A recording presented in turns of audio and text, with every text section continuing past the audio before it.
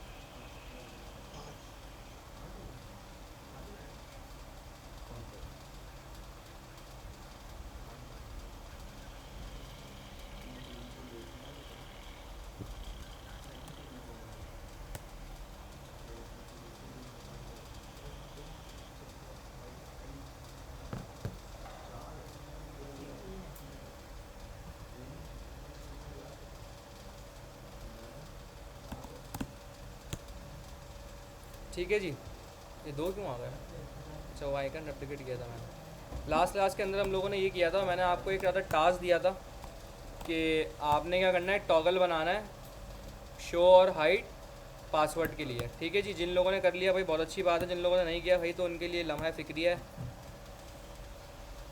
अभी भी वो सुधर सकते हैं तो सुधरे हैं, वरना फिर भाई आगे बहुत मसला हो जाएगा। ठीक है, तो ये इसको फंक्शन करने को मैंने आपको दिया था, मैं आपको करके दिखा देता हूँ कैसे होगा। सिंपल, आप सबसे पहले आ जाओगे रिएक्ट आइकन्स के ऊपर। रिकॉर्डिंग की पड़ी हुई देखने की तौफीक तो होती नहीं है, तो रिकॉर्डिंग का फ़ायदा क्या है ऐसी भाई। ठीक है, ये हमने यहाँ पे क्लोज आइकन लगाया हुआ है, क्लोज आई का। हम यहाँ पे आते हैं, ओपन आई का आइकन देखते हैं। ये आ गई ओपन आई, कहाँ गई, ये रही। सिंपल, इसको यहाँ से आपने इंपोर्ट करना है। ठीक है, आ जाए टॉप पे, यह हमारा हो गया ओपन आई का आइकन। ठीक है, अब मेरे पास यहाँ पे एक स्टेट मैंने बनाई हुई है जिसके थ्रू मैं शो और हाइट, शो और अनशो करवा रहा हूँ। तो सिंपल मैं यहाँ पे आऊँगा, ये रहा, जिस जगह पे आपने करवाना है उस जगह पे आए। सबसे पहले जावास्क्रिप्ट लिखनी, तो यहाँ पे ब्रैकेट्स ऑन होंगे, यहाँ पे यूज़ करूँगा क्या, टर्नरी कंडीशनल रेंडरिंग। बताया था क्या होती है कंडीशनल रेंडरिंग। सबसे पहले मैं बोलूँगा कि भाई अगर इस शो ट्रू है, इसका मतलब शो कराना है मुझे, तो शो में ओपन आएगी क्लोज आएगी, ओपन आई आनी चाहिए। तो मैंने कहा कि भाई ओपन आई कर दो यहाँ पे, अदरवाइज़ क्या कर दो, ये कर दो। ठीक है जी, चेक करते हैं। बाय डिफ़ॉल्ट क्लोज है, पासवर्ड लिखा मैंने, ओपन क्लोज, ओपन क्लोज, बस ये करना था। कितना टाइम लगा, 1 मिनट लगा, 2 मिनट लगे, बस 5 मिनट में पूरे नहीं लगे। स्टाइल के अंदर ही स्टाइल के अंदर कर सकते हो, मसला नहीं है। स्टाइल में, स्टाइल के अंदर स्क्रिप्ट लिखी, उसके बाद दो का लिखी, स्टाइल्स में स्क्रिप्ट लिखी, अच्छा सही है, समझ गया। हाँ वो भी ठीक है, विजिबिलिटी हिडन। हाँ हाँ हाँ बिल्कुल ठीक है, वो भी कोई मसला नहीं है, बिल्कुल ठीक है। तो ये हमने लास्ट क्लास में किया था अचीव। ठीक है, अभी तक हम लोग रिएक्ट में क्या क्या जो देख चुके हैं, हमने स्टेट देख चुके हैं क्या होती है। ठीक है, हमने एक हुक देखा, यूज स्टेट, उस स्टेट को बनाने के लिए हुक होता है यूज स्टेट। उसके बाद हम लोगों ने क्या देखा, कंडीशनल रेंडरिंग। ठीक है, 3 टॉपिक्स हम देख चुके हैं। आज की क्लास का हमारा जो टारगेट है वो क्या है कि हम एक छोटा सा प्रोजेक्ट बनाएंगे, छोटी सी एप्लीकेशन, स्टेट का कॉन्सेप्ट को यूज़ करते हुए एक काउंटर एप्लीकेशन बनाएंगे। काउंटर होता है आपका, प्लस प्लस पे नंबर इंक्रीमेंट होता रहेगा, माइनस माइनस पे डिक्रीमेंट होता रहेगा, और फिर उसको थोड़ा बहुत कस्टमाइज़ करेंगे। और एक रीसेट का बटन होता है कि क्लिक करके पूरा रीसेट हो जाता है। ठीक है, ये हम आज की क्लास के अंदर बनाएंगे। सबसे पहले भाई मैं आके एक फ्रेश प्रोजेक्ट बनाता हूँ, तो सब कुछ डिलीट करता हूँ यहाँ से, कंपोनेंट्स प्रॉपर डिलीट कर देते हैं पूरा, ऐप रहने देते हैं यहाँ पे। ठीक है, और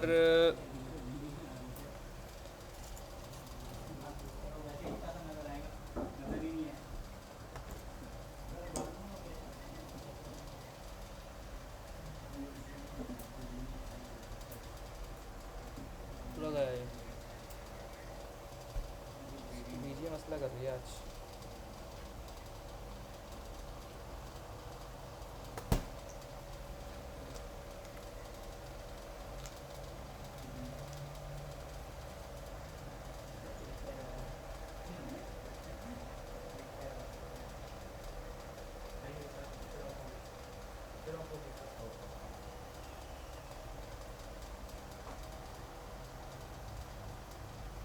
बीजे मसला कर रही है यार।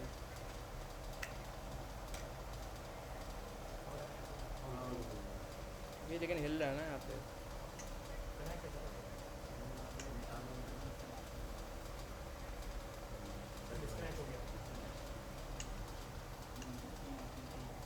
इसमें ना ये हिल रहा है,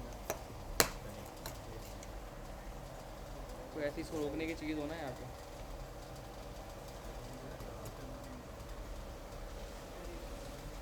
अच्छा जी, तो सेव का सबसे पहले यहाँ पे आते हैं, एक कंपोनेंट बनाते हैं सबसे एसआरसी के अंदर आके,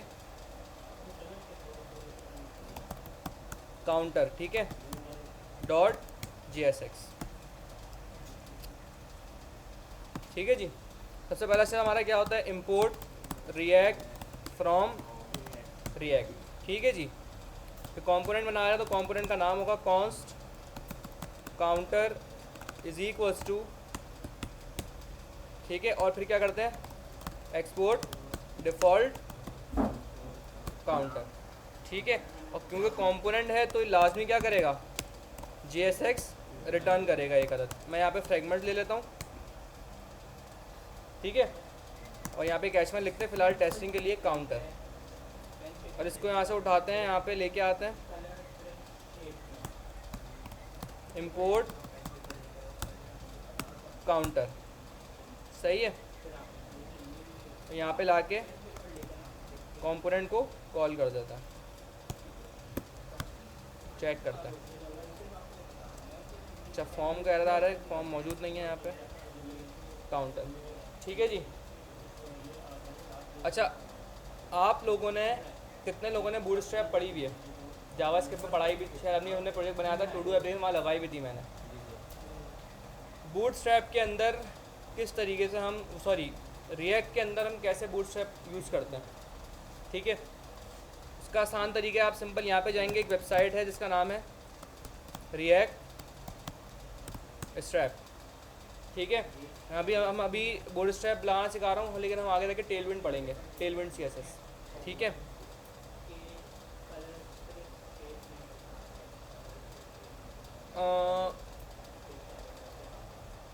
यार टेलविंड ही स्टार्ट करें, अलग है बूटस्ट्रैप, अलग है, टेलविंड उसकी लेटेस्ट लाइब्रेरी है, मतलब अलग लाइब्रेरी है वो।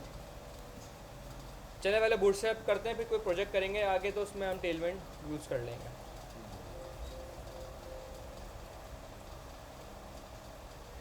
ठीक है, सब यहाँ रिएक्ट स्ट्रैप के ऊपर आएंगे, यहाँ पे देखें दो हैं, इंस्टॉल रिएक्ट स्ट्रैप। हम रिएक्ट स्ट्रैप नहीं पढ़ रहे, हम क्या पढ़ रहे हैं, बूटस्ट्रैप। तो ये रहा बूटस्ट्रैप के लिए सिंपल। आके यहाँ पे आप क्या करेंगे, कमांड दी हुई है, आके आप सिंपल कमांड को कॉपी करेंगे और यहाँ लाके पेस्ट कर देंगे, ठीक है। ये आपका बूटस्ट्रैप इंस्टॉल हो रहा है, ठीक है। ये भी बूटस्ट्रैप की तरह लाइब्रेरी है। पैकेट वर्जन में आके वेरीफाई कर लें भाई हो गया, तो ये देखें यहाँ पे लिखा हुआ गया ये, ठीक है। अच्छा, फिर नेक्स्ट स्टेप क्या है कि हमें इसको इंपोर्ट करना होता है। इंपोर्ट कहाँ करना होता है, आपके एंट्री पॉइंट में। एंट्री पॉइंट क्या होता है, मेन। यहाँ आके इसको सेव करते हैं, ठीक है। बस इतना सा काम है, आपकी बूटस्ट्रैप लग गई।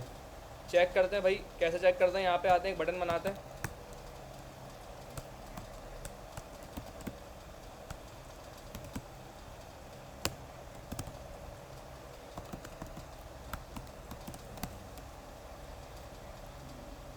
ठीक है जी। तो मेरी बूटस्ट्रैप लग चुकी है। अच्छा जी, अब आगे सिंपल काउंटर की तरह जल्दी से एक HTML लिखते हैं। तो यहाँ मैं सिंपल एक हेडिंग दे देता हूँ, सॉरी, काउंटर एप्लीकेशन, ठीक है। उसके बाद सबसे पहले यहाँ पे क्या करते हैं, हम आके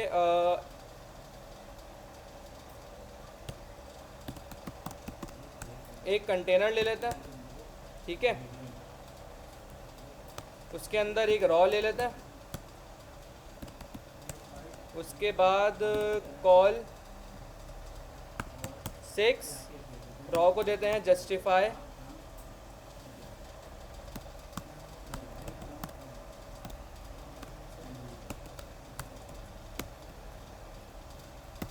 सेंटर, ताकि सेंटर हो जाए। और यहाँ पे आके हम एक डिव बनाते हैं मेन, ठीक है। मेन स्क्रीन, ठीक है। इसके अंदर हमारे पास क्या होगा, 2 बटन होंगे, 3 बटन होंगे, प्लस माइनस और रीसेट का, और एक आपके पास स्क्रीन होगी, ठीक है। तो सबसे पहले यहाँ पे एक स्क्रीन का डिप रखते हैं। इसके अंदर लेट से मैं दे देता हूँ 0, ठीक है। और यहाँ पे आते हैं, यहाँ लिखते हैं काउंटर बटन्स। इसके अंदर यहाँ पे कितने बटन होंगे,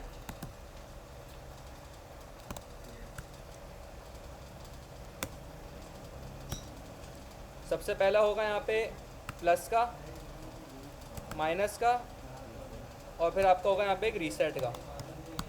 आप चाहे आइकन लगा दें या बटन लगा दें, आपकी मर्ज़ी है। BTN, इसको रख देते हैं BTN।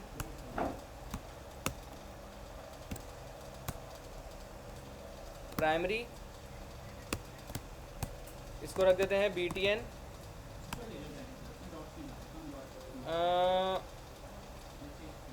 डेंजर कर देते हैं, इसको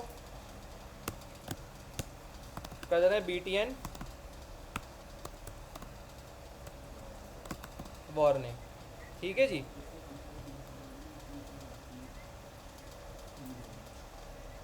या इसको BTN वो कर देते हैं, इन्फो होता है, कौन सा होता है, इन्फो, ठीक है जी। तीनों बटन है, तीनों को आके फ्लैग्स दे देता है, align items centre, justify content between, ठीक है जी। इसके बाद यहाँ पे आते हैं D फ्लैग्स, फ्लैग्स कॉलम, ठीक है, और अलाइन सेंटर, ठीक है जी। ये हमारा कुछ बन के आ गया,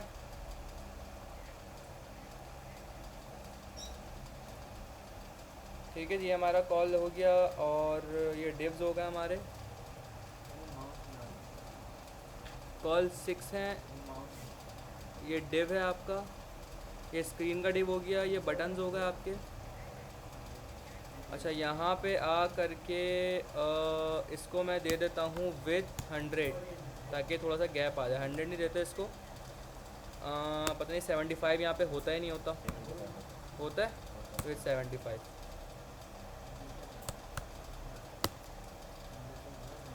ठीक है, इनको थोड़ा सा दे देते हैं टेक्स्ट एक्सेल,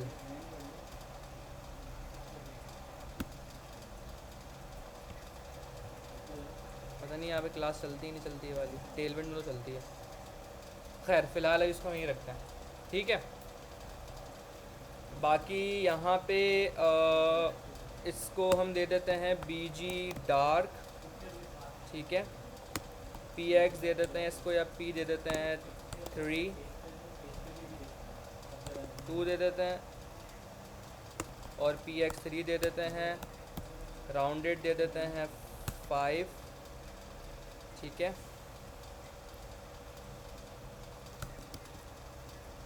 ठीक है जी। PX 4 कर देते हैं, और जितने बटन हैं इन सबको पकड़ के PX 2 दे देते हैं इनको, ठीक है जी। अच्छा जी, ये तो हो गया यहाँ पे। इसको थोड़ा सा मार्जिन टॉप दे देते हैं ताकि थोड़ा सा सेंट्रलाइज हो जाए। अब आते हैं स्क्रीन के ऊपर। भाई स्क्रीन जो है, इसको सबसे पहले आके फ़ॉन्ट साइज़ की क्लास होती है ना यहाँ पे, या इसके अंदर अगर मैं आके एक H1 में इसको ले लूँ 0, वो ज़्यादा सही होगा। ठीक है, इसको क्लास दे देते हैं, फ़ॉन्ट वेट इसको दे देते हैं भाई बोल्डर, ठीक है। और डी, अच्छा एक चीज़ देखें यहाँ पर, ये CSS की चीज़ है, वैसे तो मैं बता रहा हूँ, आपको पता होनी चाहिए। लेट से मैंने इसको दिया कि BG वार्निंग, अच्छा ठीक है, क्योंकि वो फ्लैग्स है, तो वरना H1 में क्या होगा, ये पूरे पे आता क्योंकि वो ब्लॉक एलिमेंट है। लेकिन क्योंकि मैंने फ्लैग्स दिया हुआ है ऊपर इसके पेरेंट को, इसलिए वो सेंट्रलाइज हुआ हुआ है पूरा। और नहीं अगर मैं फ्लैग्स हटा दूँ ना यहाँ से तो ये पूरे पे आएगा, ये देखें, देख रहे हैं, ये कॉन्सेप्ट ही पता होना चाहिए आपको। अच्छा जी, इसको दे रहे हैं भाई P4 राउंडेड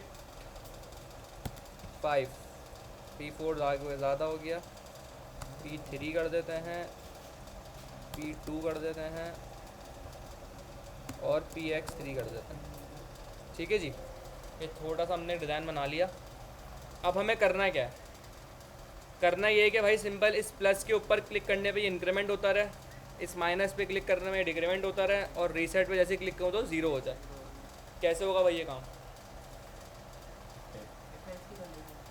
इफ एल से क्या करूँगा, इंक्रीमेंट कैसे करूँगा इसको?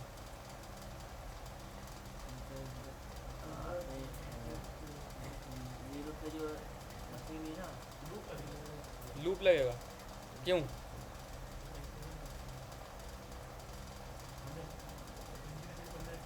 तो इंक्रीमेंट करेंगे तो लूप क्यों लगेगा भाई? भाई थोड़ा सोचो ना, मतलब कैसे होगा, क्या आपके ख्याल में क्या है यार, किस तरीके से होगा?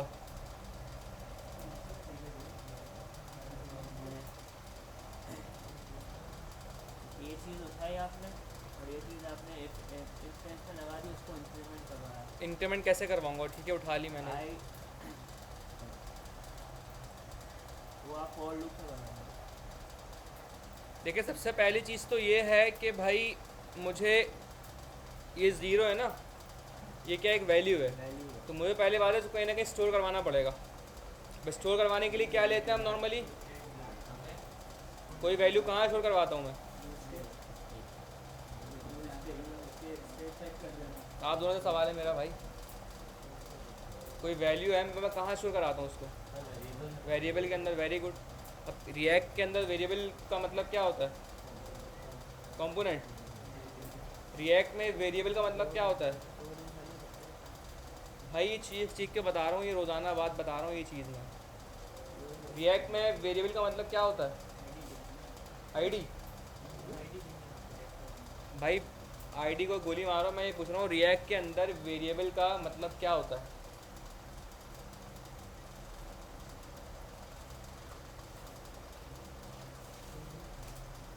भाई ऐसी चीज़ का क्या फ़ायदा जो लिखी हुई है तो याद ही नहीं आ रही, लिखने का क्या फ़ायदा है इस चीज़ का भाई?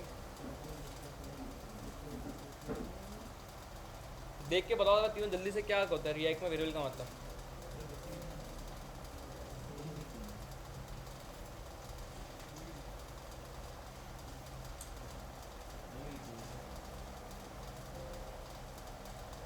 भाई ये इंतहाई शर्म की बात है, ये इंतहाई शर्म की। मतलब आप रिएक्ट की 5वीं 6ठी क्लास में बैठे हो, 7वीं क्लास में बैठे हो और आपको ये नहीं पता रिएक्ट में वेरिएबल का मतलब क्या होता है। मतलब आज आप और एक बंदा जो HTML सीख रहा है अभी, वो दोनों बराबर हो, जितना उसको आता है उतना ही आपको भी आता है, बल्कि उसको ज़्यादा आता हो। अगर लिखो अपने पास ये कॉपी में, रिएक्ट के अंदर वेरिएबल का मतलब स्टेट होता है। सही बताया था तुमने। रिएक्ट के अंदर सही है, वो यूज स्टेट एक ही चीज़ है। रिएक्ट के अंदर वेरिएबल का मतलब स्टेट होता है। कहाँ लिखा है दिखाओ।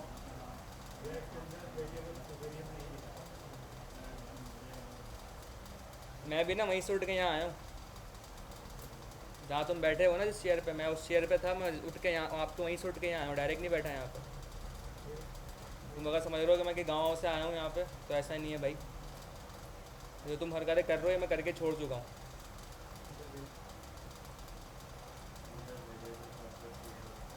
लिख लिया? दिखाओ भाई। उर्दू में लिखा है, सिंधी में लिखा है, फारसी में लिखा है, लिखा हुआ दिखाओ मुझे बस।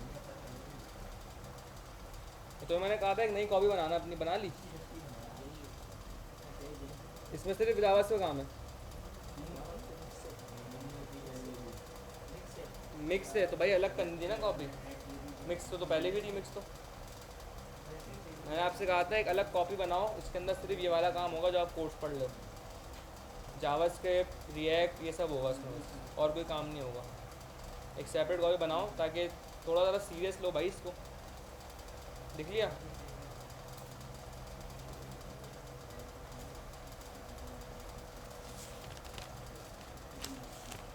इसमें क्या सारा सामान है या सिर्फ?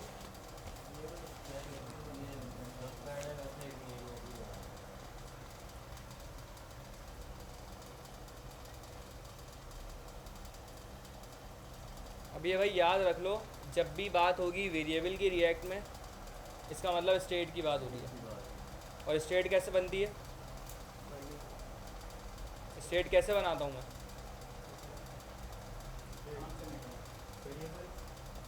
स्टेट, वेरिएबल का मतलब स्टेट, और स्टेट कैसे बनती है?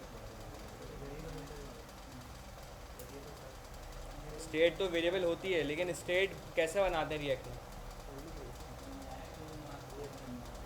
भाई स्टेट कैसे बनाते हो रिएक्ट में? क्या करते हो जो स्टेट बन जाती है? तरीका नहीं पूछ रहा मैं, कहाँ से आती है स्टेट?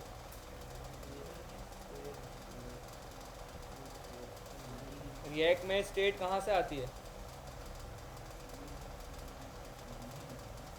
भाई क्या हो गया, ये पीछे पढ़ के तो आए पिछली क्लास के अंदर। यूज स्टेट से आती है। रिएक्ट में स्टेट यूज स्टेट से आती है ना। भाई बहुत बुरा हाल है आप लोगों का, बहुत बुरा। मतलब मैं तो कहूँगा आप जावास के पढ़ें दोबारा पहले। रिएक्ट में गलत आ गए आप लोग, जावास के रिपीट करो आप लोग। तो इसका मतलब मुझे अगर कहीं वैल्यू स्टोर करवानी है तो मुझे स्टेट चाहिए। स्टेट कैसे बनती है भाई? स्टेट बनती है यूज स्टेट से, ठीक है। कॉन्स्ट,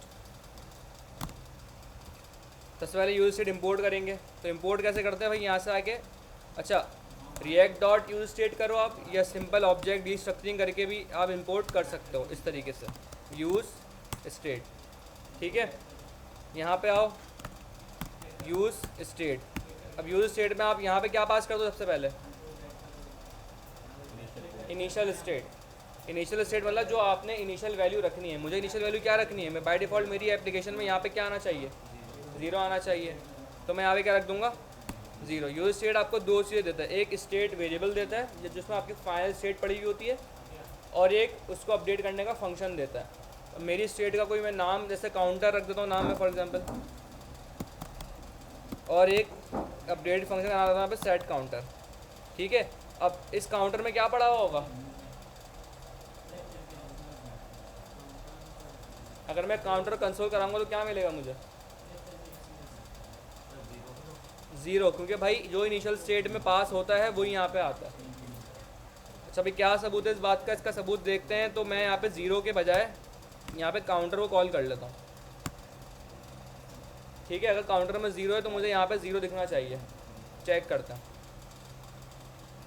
ठीक है। इसका मतलब यहाँ 0 आ रहा है। मैं अगर यहाँ पे 1 लिख दूँ तो यहाँ 1 आ जाएगा, ठीक है। तो ये तो हो गया 0। अब मुझे क्या करना है? मुझे इस बटन के, प्लस के बटन के क्लिक के ऊपर मुझे क्या करना है? इसको 0 से 1 करना है, यानी कि स्टेट अपडेट करनी है। कैसे अपडेट कर सकता हूँ स्टेट? सबसे पहले आप यहाँ पे एक फंक्शन लगाओगे, जैसे मैंने यहाँ लिखा सबसे पहले ऑन क्लिक, क्लिक के ऊपर इसका मैं नाम रख देता हूँ ऐड काउंटर हैंडलर। यहाँ पे आके फंक्शन बनाते हैं कॉन्स्ट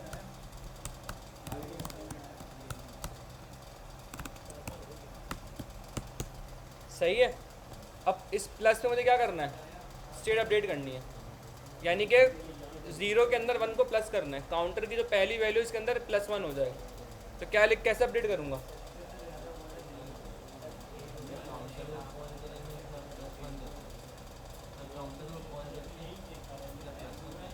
काउंटर को कॉल करके +1 कर दूँ। ये +1 तो हो गया, लेकिन स्टेट अपडेट इस तरह होती है। कैसे होती है स्टेट अपडेट?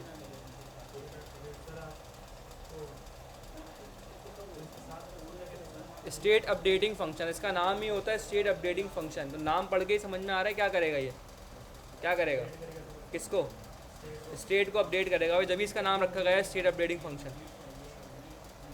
ये है स्टेट वेरिएबल और ये है स्टेट अपडेटिंग फंक्शन। तो जब भी स्टेट अपडेट करवाते हैं तो हमें इसको कॉल करना पड़ता है। तो इसको कॉल करूँगा और इसके अंदर क्या करूँगा, काउंटर को +1 कर दो भाई। और जब काउंटर +1 होगा स्टेट अपडेट होगी, कंपोनेंट रीरेंडर होगा, तो काउंटर के अंदर वैल्यू अपडेट हो जाएगी। तो यहाँ भी अपडेट वैल्यू मुझे शो होगी, चेक करता है। सही है, चल रहा है। अच्छा, अब यही काम मुझे क्या करना है, माइनस के ऊपर भी करना है। तो माइनस पे क्या करूँगा,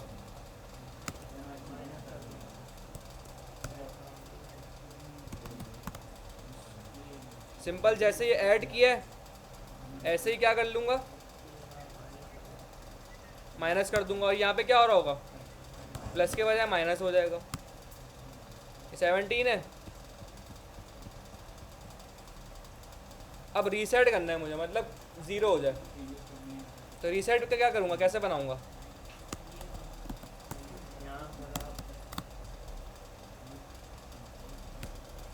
कॉन्स्ट रीसेट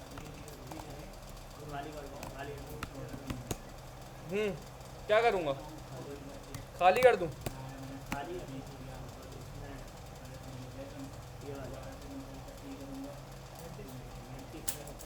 एम्प्टी स्ट्रिंग डाल दूँगा। सही कह रहा है भैया। रीसेट के ऊपर उन्होंने कहा कि एम्प्टी स्ट्रिंग कर देंगे, तो इससे मेरा काम हो जाएगा। हैं, नहीं होगा तो फिर किससे होगा भाई? भाई ज़ोर से बोलो, थोड़ा आवाज़ तो है। डॉट रीसेट यहाँ नहीं चलता, वो जावास्क्रिप्ट पे चलता था और वो फॉर्म पे चलता है, ये फॉर्म नहीं है। हो जाएगा, चेक करते हैं भैया। ये तो गायब हो गया पूरा। मुझे क्या करना था, 0 करवाना था मुझे। तो अब कैसे करूँ इसको,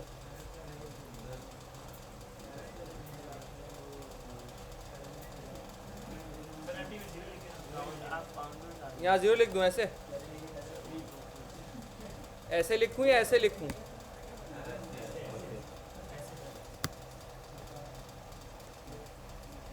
प्लस माइनस रीसेट पर 0। भाई एम्प्टी तो जब करते हैं मुझे एम्प्टी दिखाना हो, मुझे एम्प्टी थोड़ी दिखाना, मुझे 0 दिखाना। सही है। अब एक मसला है, प्लस करने पे प्लस तो हो रहा है लेकिन माइनस करने पे माइनस हो रहा है, लेकिन ये क्या हो रहा है, माइनस में जा रहा है। मुझे इसको रोकना है। कैसे रुकेगा ये मुझे आप बताओगे। मंडे वाली क्लास के अंदर भले पूरा दिन कुछ क्लास नहीं होगी, उस दिन आपका टेस्ट है, एक काउंटर एप्लीकेशन आपने क्लास में आके बनानी है। पूरे 2 घंटे अगर लगे तो 2 घंटे सही, वरना मैं सर से बात कर लूँगा, 10 बजे तक इंस्टीट्यूट खोले रख देंगे, वो मसला नहीं है, लेकिन बना के जानी है। यही भाई, यही बनानी है, क्लास में आके बनानी है। घर से बना के जो ला सकता है वो घर से बना के आ जाएगा, मसला नहीं है। घर से बना के अगर आना चाह रहे हो घर से बना के आ रहे हो तो और अच्छी बात है। जिन लोगों ने बना ली होगी भाई वो क्लास अटेंड कर लेंगे, जिन लोगों ने नहीं बनाई होगी भाई वो उनकी क्लास ज़ाया होगी, वो एप्लीकेशन बनाएंगे बैठ कर। घर से बना के आ सकते हो, घर से बना के आ जाना, वो और बेस्ट हो जाएगा। सही है भाई, लेकिन बना के लानी है। अगर एक स्टूडेंट बना के लाएगा भाई तो ऐसा नहीं कि मैं उस बेचारे का टाइम ज़ाया करूँगा, मैं अपनी क्लास स्टार्ट कर दूँगा, बाकी सबका टाइम अगर ज़ाया होगा तो भाई वो खुद जिम्मेदार है उसके, वो फिर रिकॉर्डिंग ही देखिएगा अगर अपलोड हो गई तो। सही है भाई। तो ये हमने काउंटर ऐप बना ली यहाँ पे। अब इसके लिए आपको एक टास्क दिया है कि इसको माइनस जो है ना 0 से पीछे ना जाए। जैसे ही 0 लेट से अगर यहाँ पे ये 0 आ गया, जैसे ही मैंने क्लिक किया ना यहाँ पे ये -1 होने के बजाय मुझे एक अलर्ट आ जाए, ऊपर से अलर्ट होता है जावास्क्रिप्ट में, अलर्ट आ जाए, वो बोले भाई लिमिट एक्सीड, ये मैसेज आ जाए या कुछ भी आप मैसेज दिखा देना, इनवैलिड इनपुट या कुछ भी XYZ मैसेज दिखा देना, अलर्ट आ जाए। क्लियर है? ये काम आपने नेक्स्ट क्लास में मुझे करके दिखाना है। प्लस के लिए तो लिमिट नहीं है, प्लस पे लिमिट नहीं है, माइनस पे लिमिट है। सही है। आप चाहो यहाँ पे आइकन लगा देना, रीसेट के ऊपर वो जो एरो होता है यूँ घुमाने वाला वो बना देना, तो इस तरीके से जितना आप अपनी क्रिएटिविटी कर सकते हो वो कर सकते हो इसके अंदर। अच्छा जी, ये थी हमारी काउंटर एप्लीकेशन। नेक्स्ट हमारा जो टॉपिक है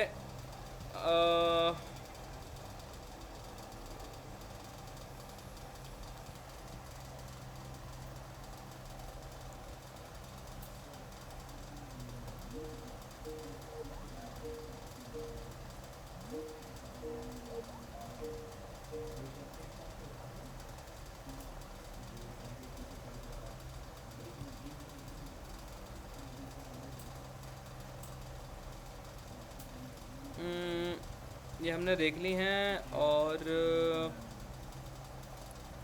स्टेट देख लिया हमने, काउंटर बना लिया। हमारा आज का जो नेक्स्ट हमारा बेसिकली टॉपिक है वो है प्रॉप्स।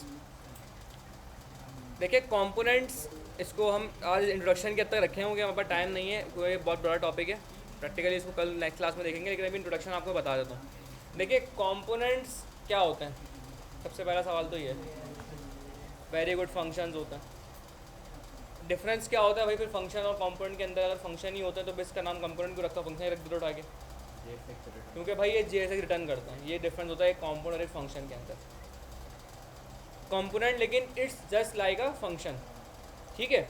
अच्छा, अगर फंक्शन को याद करें थोड़ा जावास्क्रिप्ट के, फंक्शन के अंदर अगर मुझे कोई डेटा बाहर से उठा के अंदर लेके आना है, या बाहर से कोई डेटा मुझे फंक्शन के अंदर पहुंचाना है, तो उसके लिए मैं क्या यूज़ करता था?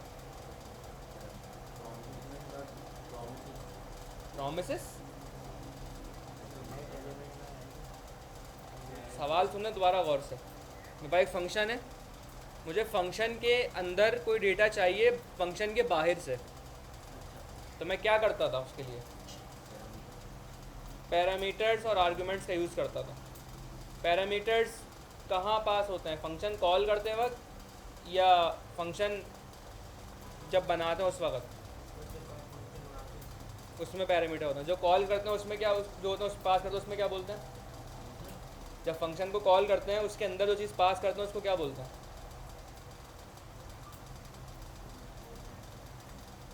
फंक्शन को जानते हो कौन है ये? फंक्शन पता है भाई? तुम कल नहीं आना, आराम करना घर पे।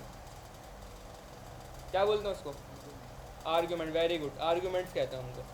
जब फंक्शन बनाते हैं, फंक्शन के बनाते वक्त ऊपर वेरिएबल्स पास करते हैं फंक्शन के अंदर, वो पैरामीटर्स कहलाते हैं, और जो फंक्शन कॉलिंग के टाइम पे हम पास करते हैं उन्हें आर्ग्यूमेंट्स कहते हैं। ऐसे ये होते क्यों है पैरामीटर आर्ग्यूमेंट्स, क्यों पास कर रहा हूँ मैं? भाई फंक्शन के अंदर डेटा भिजवाने के लिए, लेट्स से मैं फंक्शन के अंदर कुछ डायनेमिक चीज़ भिजवाना चाह रहा हूँ, तो मैं आर्ग्यूमेंट्स और पैरामीटर का सहारा लूँगा। जितने आर्ग्यूमेंट्स होंगे उतने ही पैरामीटर्स होंगे। जो काम फंक्शन के अंदर आर्ग्यूमेंट्स करते हैं, क्या करते हैं भाई? आर्ग्यूमेंट्स फंक्शन के बाहर से फंक्शन के अंदर डेटा लेके आते हैं। ये काम करते हैं ना, पढ़ के आ रहे हैं जावास्क्रिप्ट में। वही काम रिएक्ट के अंदर, कंपोनेंट्स के अंदर प्रॉप्स का होता है। एक कंपोनेंट के अंदर अगर मुझे बाहर से कोई डेटा लेके आना है तो मैं प्रॉप्स का सहारा लेता हूँ। इसको अपने पास लिख लें।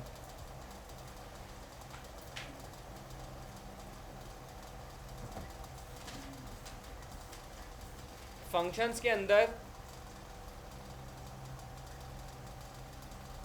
आर्ग्यूमेंट्स फंक्शन के बाहर से डेटा फंक्शन के अंदर लेकर आते हैं।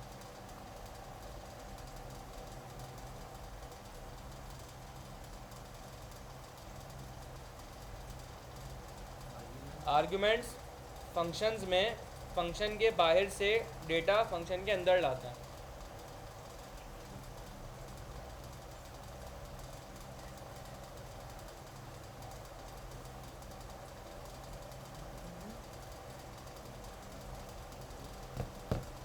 आर्ग्यूमेंट्स फंक्शन में फंक्शन के बाहर से डेटा फंक्शन के अंदर लेकर आता है।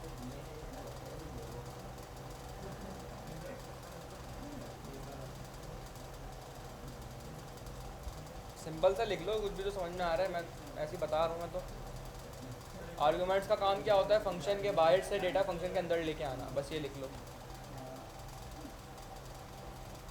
इसको वाले कोई लास्ट के बाद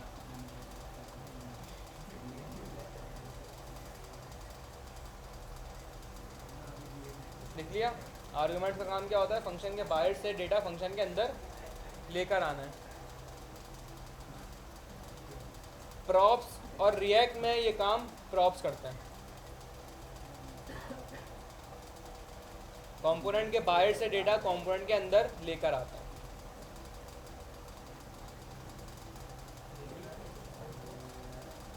लिख लो सुकून से, लेकिन प्रॉपर लिखो। और रिएक्ट में ये काम प्रॉप्स करते हैं, कंपोनेंट के बाहर से डेटा कंपोनेंट के अंदर लेकर आते हैं।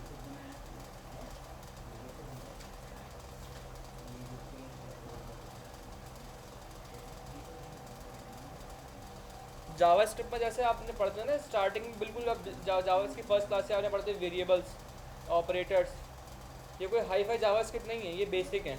इफ एल्स कंडीशन, लूप, ये बेसिक्स कहलाते हैं। ये ऐसे ही रिएक्ट की बेसिक्स हैं। स्टेट क्या होती हैं, अभी तो हमने कोई एडवांस टॉपिक पढ़ा ही नहीं है। अभी समझे हम ABCD पढ़ लें रिएक्ट की, ये सब रिएक्ट की बेसिक्स हैं, ABCD है।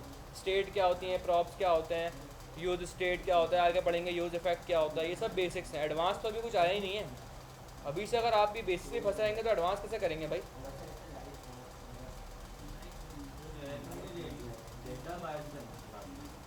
अभी करेंगे प्रैक्टिकल, लिख लो, करके दिखाएंगे।